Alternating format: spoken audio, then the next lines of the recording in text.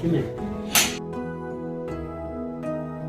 ये जो किला कॉलोनी में आश्रम बना हुआ है, ये उसकी मान्यता है। इससे स्थान की दूर दराज से लोग आते हैं।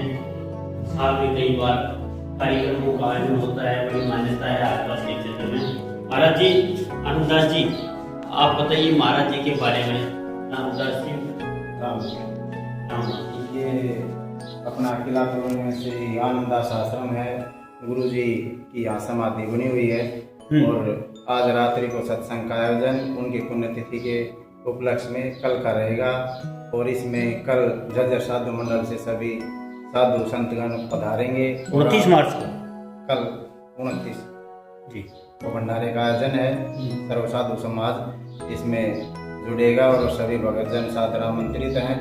और गुरु जी के इस भंडारे पर आप सभी पहुँचे और अपना प्रसाद ग्रहण करें और गुरु जी से आशीर्वाद प्राप्त करें।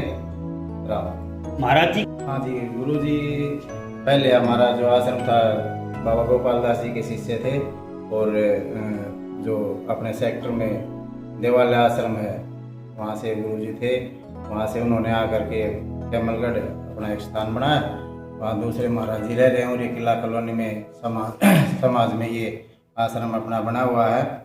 और यहाँ पर गुरु जी जैसे पशुओं के बारे में उनका एक आशीर्वाद था। बाबा गोपाल दास नारायण दास के समय से चली आ रही जो परंपरा के अनुसार जैसे पशुओं को कोई बीमारी हो जाती थी तो गुरु महाराज अपने धोने के बबूती और जल देते थे। उनके आशीर्वाद से वही वो बीमारी सभी ठीक हो जाती थी। और गुरु महाराज जैसे भी अपने मुख से जो भी वही बात निकालते थे वो पूर्ण हो जाती थी। उनकी वाक सिद्धि थी और उन्हीं के आशीर्वाद से यह आश्रम है। उन्हें इस आश्रम पर अपना जो समय बिताया और उनकी समाधि यहाँ पर बनी हुई है।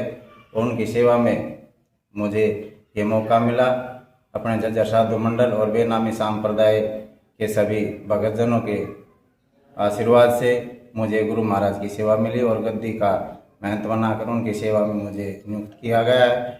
और मैं उनकी सेवा में जितना मेरे से बन पड़ रहा है वो मैं कर रहा हूँ। आनंददास महाराज जी तो बचपन से ही जैसे 5 साल की उम्र में संत बन गए थे, बाबा गोपाल दास की शरण में आ गए थे। तब से उनका पूरा जीवन समाज कल्याण के लिए और गुरु सेवा में उनका बीतता है। उनकी जन्मभूमि है कुतानी जो दादरी के पास। पहले बाबा गोपाल दास के आशीर्वाद से गुरु महाराज का जन्म हुआ था। फिर उनका शरीर पूरा हो गया था।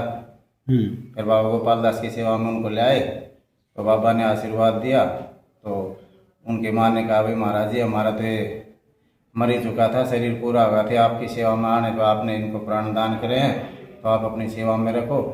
तो बाबा ने कहा भाई जब तक ये दूध पी रहा तब तक इसको रखो, 5 साल का जब हो जाए तो आप इसको धोने पे चढ़ा दो।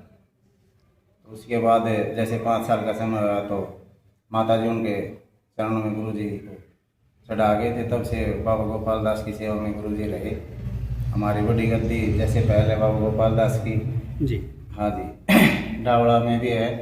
तो ये कई स्थान बाबा गोपाल दास जी ने बनाए और गुरु जी इन्होंने अपना अलग बनाया। बड़ी गद्दी हमारे बेनामी संप्रदाय भूरा सिद्ध का 12 हनुमान मंदिर अलवर राजस्थान।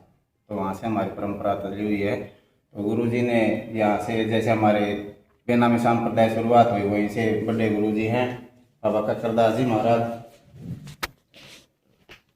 अच्छा, बेनामी साहब महाराज शीतलदास जी महाराज, ये बेनामी जी, हाँ जी, यागी शीतलदास जी महाराज, नारायण दास महाराज, द्वारका दास महाराज, दादा गुरु गोपाल दास महाराज। और ये गुरु जी का आसन है जहाँ जिस पर गुरु जी बैठते थे। और इसके ऊपर हमने इनकी आसन तैयार करवाया ऊपर का, इस पर गुरु जी बैठते थे।